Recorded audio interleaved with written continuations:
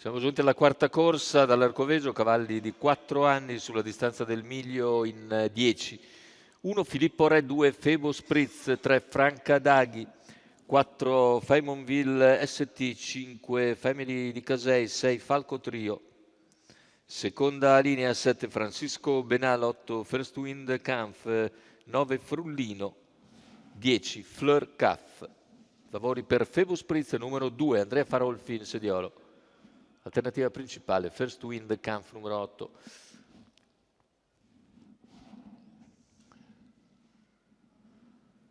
Partenza prudente Febo Spritz, mentre si lancia in avanti Franca Daghi nei confronti di Filippo Re, mentre a largo e veloce anche Faymonville, che prova a trovare posto in corda e vi riesce dopo 100 metri abbondanti di gara. Franca Daghi, Faymonville ST, poi Filippo Re, queste le prime 3 posizioni, mentre al largo cerca ora di progredire Febo Spritz. Febo Spritz che in poche battute si porta sui primi e al completamento dei 400 numero arriva 5 Family di Casei squalificato. Franca Daghi. Franca Daghi in vantaggio, insiste Febo Spritz che attacca. In terza ruota invece Falco Trio, 600 iniziali in 46,7, con Febo Spritz che ora si limita ad accompagnare Franca Daghi.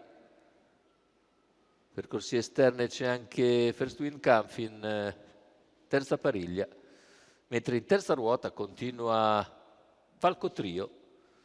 Cavalli che hanno completato in 1, 1 e 4 i primi 800. Franca Daghi sempre leader, l'errore di Febo Spritz poco prima del chilometro, completato in 1, 16 e mezzo. Febo Spritz. Così a 500 dalla conclusione Franca Daghi indisturbata al comando, seconda posizione per Faymonville ST, cerca di progredire ancora Falco Trio, poi la terza ruota di First Wind Kampf.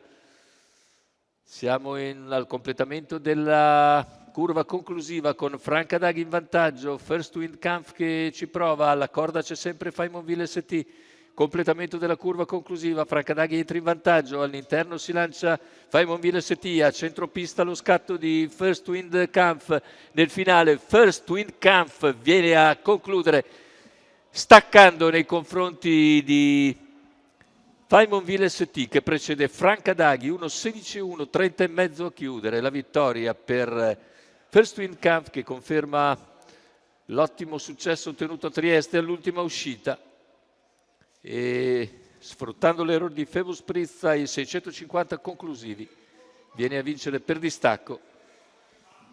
Il successo per First Wind Kampf e Antonio Barbaro per conto del signora Nicoletta Danieli.